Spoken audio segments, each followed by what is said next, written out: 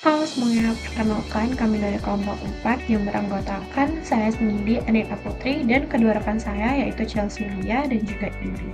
Di kesempatan kali ini kami akan menjelaskan hasil dari ketiga kasus yang telah kami analisis. Ada kasus Volkswagen yang akan dijelaskan oleh Chelsea Lia, ada kasus McD yang dijelaskan oleh Imri, dan yang terakhir ada Freeport Indonesia yang akan dijelaskan oleh saya sendiri. Presentasi ini kami buat untuk memenuhi Project UAS pada mata kuliah Pengantar Etika dan Kemasyarakatan. Perkenalkan, nama saya Chelsea Lemeriani. Di sini saya akan membahas tentang kasus Dieselgate Volkswagen. Nah, kasus Dieselgate yang melibatkan Volkswagen menjadi salah satu skandal terbesar dalam sejarah industri otomotif. Nah, pada tahun 2015 terungkap bahwa Volkswagen ini secara sengaja telah menginstal perangkat lunak manipulatif yang disebut dengan Defeat Device pada mobil-mobil diesel mereka untuk menipu hasil uji emisi. Nah, tujuan dari perangkat tersebut itu adalah agar kendaraan dapat lolos dari pengujian emisi dengan standar lingkungan yang ketat, terutama di Amerika Serikat. Padahal dalam penggunaan sebenarnya, mobil-mobil ini telah menghasilkan nitrogen oksida hingga 40 kali lipat dari batas yang diperbolehkan. Nah, skandal ini tidak hanya berdampak pada 482.000 mobil di Amerika Serikat, namun juga berdampak pada 11 juta mobil secara global. Dampaknya pun sangat luas, mencakup kerusakan lingkungan, penurunan kepercayaan konsumen, serta ancaman terhadap kesehatan masyarakat. Nah, sebuah studi dari MIT telah memperkirakan bahwa emisi tambahan dari skandal ini menyebabkan lebih dari 1.200 kematian dini di Eropa. Nah, kasus ini menjadi sorotan penting dalam dunia bisnis karena menyangkut pelanggaran etika, tata kelola perusahaan, dan integritas industri otomotif. Selanjutnya, di sini saya akan bahas analisis alasan Volkswagen melakukan kecurangan. Nah, Volkswagen saat itu berada di bawah tekanan ekstrim untuk menjadi produsen mobil terbesar di dunia. Nah, target ekspansi yang agresif, terutama ke pasar Amerika Serikat, membuat tim manajemen menuntut kinerja tinggi dari divisi teknik, termasuk dalam hal efisiensi bahan bakar dan emisi rendah. Namun, realitas teknis tidak memungkinkan pencapaian target tersebut dalam waktu cepat. Dalam konteks ini, muncul peluang teknologi melalui software buatan Bosch yang memungkinkan kendaraan mendeteksi kapan ia sedang diuji dan menyesuaikan performanya untuk menekan emisi sementara. Nah, menurut penelitian dari Darden School of Business, faktor tekanan, peluang, dan rasionalisasi membentuk apa yang disebut dengan fraud triangle. Tekanan muncul dari target yang tidak realistis, peluang muncul dari kelemahan sistem pengawasan internal, serta kompleksitas sistem elektronik kendaraan. Dan rasionalisasi muncul dari keyakinan bahwa pelanggaran ini merupakan hal yang kecil dan tidak akan berdampak besar karena hukuman atas kasus serupa di masa lalu terbilang sangat ringan. Selanjutnya, di sini saya akan membahas tentang analisis perspektif etika bisnis. Nah, tindakan Volkswagen dapat dianalisis melalui 4 pendekatan etika. Yang pertama ada utilitarianisme, yang kedua deontologi, ketiga teori hak, dan keempat virtue ethics. Nah, dari sudut pandang utilitarianisme, meskipun Volkswagen mungkin berdalih bahwa tindakan mereka bertujuan menghasilkan keuntungan bagi perusahaan dan para pemangku kepentingan, kerugian yang ditimbulkan jauh lebih besar. Kerusakan lingkungan, ancaman kesehatan, dan hilangnya kepercayaan publik menjadi konsekuensi serius yang menjadikan manfaat ekonomis jangka pendek. Nah, dari sisi deontologi, tindakan Volkswagen itu melanggar prinsip moral bahwa perbuatan salah tidak dapat dibenarkan walaupun untuk tujuan yang baik. Nah, dalam hal ini, Volkswagen itu telah membohongi publik dan regulator yang secara prinsipil itu tidak dapat dibenarkan. Nah, teori hak menilai bahwa Volkswagen itu telah melanggar hak masyarakat atas lingkungan yang bersih dan informasi yang jujur. Nah, sementara itu dari pendekatan virtue ethics, tindakan ini menunjukkan kurangnya integritas, kejujuran, dan tanggung jawab yang seharusnya menjadi karakter utama dalam manajemen yang beretika.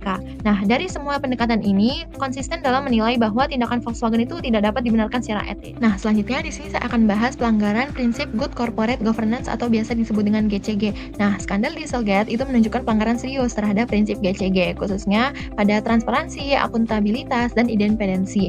Nah, Volkswagen itu secara sengaja menyembunyikan informasi penting terkait emisi kepada publik, investor, dan regulator.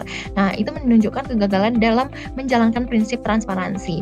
Nah, Dewan Direksi pun lalai dalam mengawasi operasional perusahaan yang mencerminkan lemahnya akuntabilitas dan tanggung jawab. Selain itu, struktur kepemimpinan yang terlalu dipengaruhi oleh pemilik utama itu membuat fungsi pengawasan tidak berjalan dengan independen.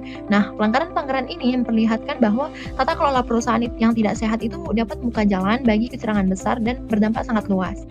selanjutnya di sini saya akan bahas evaluasi peran Dewan Direksi dan pengawasan internal. Nah, Dewan Direksi dan mekanisme pengawasan internal Volkswagen terbukti tidak efektif dalam mencegah skandal ini. Nah, salah satu faktor utamanya adalah kurangnya keahlian teknis di antara anggota dewan sehingga mereka tidak mampu memahami atau mengawasi aspek teknis dari sistem emisi kendaraan. Sebagaimana dikutip dalam laporan evaluatif, anggota dewan bahkan mengakui bahwa urusan teknis bukanlah bagian dari tanggung jawab kami. Nah, adanya budaya out of silence, itu budaya diam di internal Volkswagen itu membuat karyawan takut melapor sehingga pelanggaran tak terdeteksi oleh pengawasan internal. Nah, Volkswagen baru mengakui kesalahan setelah ada tekanan dari APA dan media. Nah, proses hukum terhadap eksekutif menunjukkan lemahnya mencegah dan menangani pelanggaran etika. Nah, selanjutnya rekomendasi tata kelola Volkswagen. Nah, untuk memulihkan reputasi dan mencegah kasus serupa, Volkswagen itu perlu melakukan reformasi tata kelola yang mencakup penerapan sistem pelaporan pelanggaran whistleblower yang aman dan independen.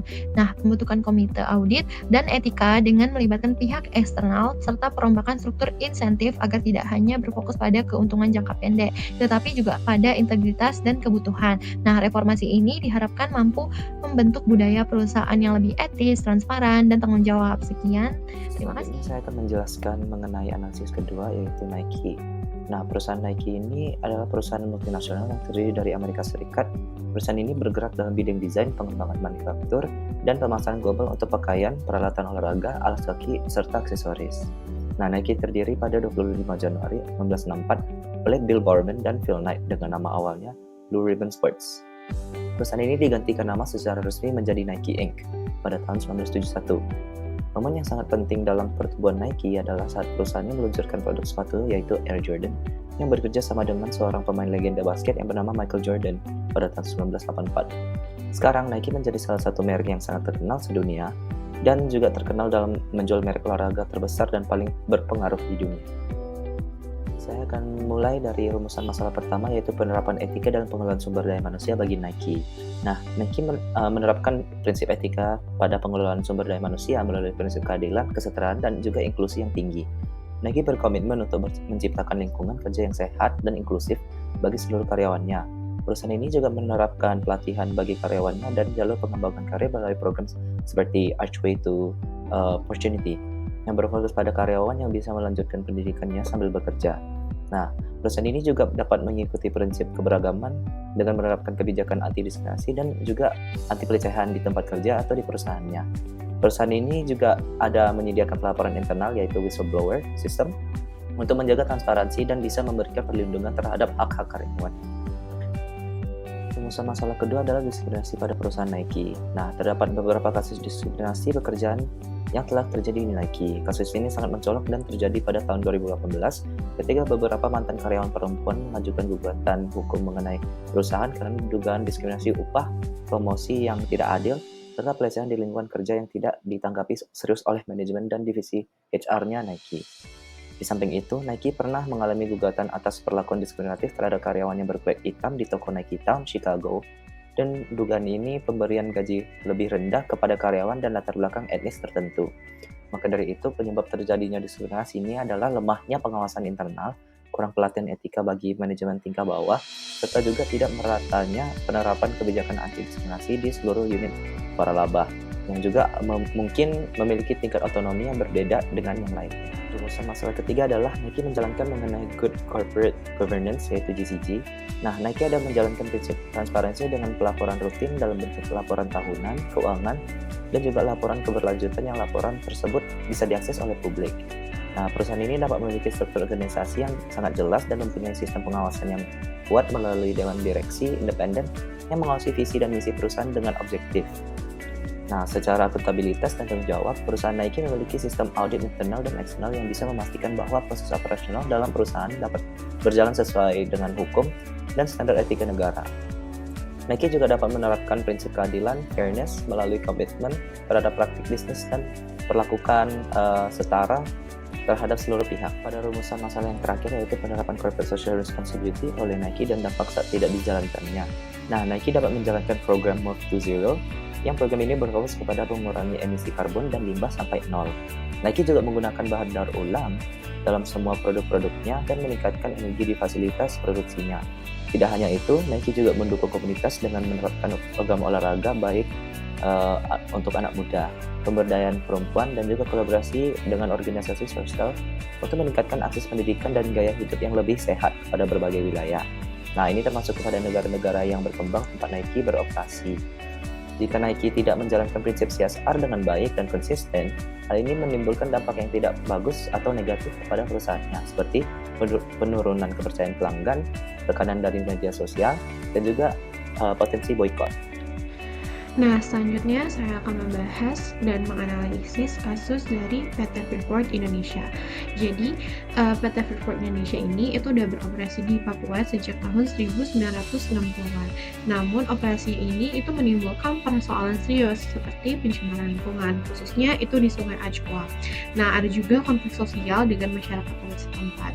Jadi, meskipun Freeport ini udah menjalankan program CSR, efektivitasnya itu masih dipertanyakan karena dinilai tidak menyentuh akar masalah. Nah, oleh karena itu diperlukan analisis etis dan evaluasi keberlanjutan dari PT Freeport Indonesia. Nah, selanjutnya akan ada 7 masalah-masalah yang akan saya bahas berdasarkan analisis dari PT Freeport Indonesia. Yang pertama ada tanggung jawab etis terhadap masyarakat dan lingkungan. Jadi CSR dari Freeport Indonesia itu menunjukkan adanya pengakuan terhadap tanggung jawab sosial. Namun secara etis itu belum mencerminkan tanggung jawab moral yang substansial. Jadi masyarakat adat Papua itu malah kehilangan hak atas lingkungan sehat dan akses hidup layak akibat kerusakan ekologis dari pembuangan limbah tambang. Nah, program sosial yang diberikan itu juga bisa dibilang bersifat formalistik dan tidak menyentuh akar persoalan dari struktural ini. Nah, hal ini itu menunjukkan bahwa CSR Freeport itu belum sepenuhnya menunjukkan nilai keadilan empati dan integritas terhadap masyarakat yang terdampak. Nah, selanjutnya itu ada penerapan prinsip triple bottom line atau profit, people, dan planet. Jadi penerapan prinsip triple bottom line oleh Freeport itu dinilai belum seimbang. Jadi secara ekonomi atau profit itu Freeport itu meraih keuntungan besar, namun distribusinya itu belum adil bagi masyarakat sekitar tambang. Nah, kalau dalam aspek sosial atau people itu fasilitas publik memang dibangun, tapi pelaksanaannya itu sangat minim terhadap partisipasi warga lokal. Nah, sedangkan pada aspek lingkungan atau planet, itu kerusakan ekosistem tetap berlangsung dan menunjukkan bahwa kepedulian terhadap keberlanjutan itu belum jadi prioritas utama dari PT Freeport Indonesia. Nah, jadi CSR Freeport itu masih lebih berorientasi pada kepentingan korporasi daripada keberlanjutan jangka panjang. Nah, selanjutnya di poin ketiga ada CSR yang justru strategis atau malah filantropis. Nah, pendekatan CSR Freeport itu tuh cenderung bersifat filantropis, yaitu berupa bantuan sosial yang bersifat kompensasi, bukan solusi struktural. Nah, jadi fasilitas seperti beasiswa dan layanan kesehatan itu emang berguna, tetapi itu belum mengubah ketimpangan sosial maupun memperkuat posisi masyarakat sebagai mitra yang sejajar.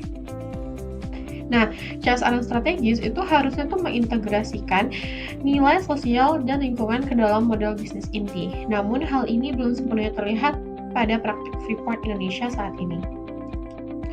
Nah, selanjutnya ada proses analisis CSR yang tepat. Analisis CSR yang tepat untuk Freeport itu seharusnya dimulai dengan pemetaan pemangku kepentingan dan pendekatan partisipatif, terutama dengan melibatkan masyarakat adat setempat. Nah, dibutuhkan juga studi dampak sosial lingkungan berbasis data partisipatif, konsultasi publik terbuka, dan audit independen. Nah, proses ini itu harusnya bersifat transparan dan kolaboratif agar hasil CSR itu benar-benar sesuai dengan kebutuhan dan nilai budaya masyarakat yang terdampak, bukan hanya sekadar pencitraan dari perusahaan saja. Nah, selanjutnya ada respon CSR terhadap dampak negatif tambang. Nah, berdasarkan analisis yang sudah saya lakukan, hingga kini CSR Freeport itu belum mampu menjawab dampak negatif kegiatan tambang secara menyeluruh kepada masyarakat. Limbah tiling itu masih mencemari sungai dan merusak ekosistem, sementara reklamasi lahan itu belum mengembalikan fungsi ekologis wilayah secara utuh. Nah, di sisi sosial, hak atas tanah ulayat belum sepenuhnya diakui dan dilindungi. Tanpa perubahan pendekatan dari simbolik ke restoratif, CSR Freeport itu tidak akan mampu menjadi solusi atas krisis ekologis dan sosial yang ditimbulkan. Nah, selanjutnya itu ada indikator keberhasilan dari CSR. Jadi, sebenarnya keberhasilan dari CSR itu tidak cukup kalau misalnya diukur dari banyaknya fasilitas yang dibangun saja, tetapi juga harus dinilai melalui indikator substansial. Nah, indikator lingkungan itu mencakup dari pemulihan kualitas air itu bagaimana, dan keberhasilan reklamasi itu bagaimana. Nah, indikator sosial itu bisa mencakup partisipasi masyarakat dan pengakuan dari hak adat. Nah, indikator ekonomi itu mencakup pertumbuhan usaha lokal dan keberlanjutan pekerjaan. Maka dari itu, evaluasi harus selalu dilakukan secara independen dan partisipatif agar mencerminkan dampak yang nyata di lapangan. Nah, di poin terakhir yaitu ada partisipasi masyarakat lokal. Nah, berdasarkan analisis yang telah dilakukan, partisipasi masyarakat lokal dalam program CSR PT Freeport Indonesia ini itu masih sangat amat terbatas. Banyak program yang dirancang secara top-down tanpa konsultasi atau keterlibatan aktif dari masyarakat adat setempat. Padahal, pelibatan ini itu sangat penting agar CSR yang dilakukan itu tidak menjadi kontrol sosial sepihak oleh Freeport saja. Nah, Freeport itu juga perlu membentuk dewan komunitas lokal yang dilibatkan dalam perencanaan dan evaluasi, serta menjamin juga transparansi informasi agar masyarakat itu benar-benar menjadi bagian dari proses pembangunan. Selesai sudah penjelasan dari ketiga kasus yang kami analisis, yaitu ada Volkswagen, ada McDonald, dan juga PT Freeport Indonesia. Semoga informasi dan analisis yang kami sampaikan bisa berguna buat teman-teman semua. Terima kasih.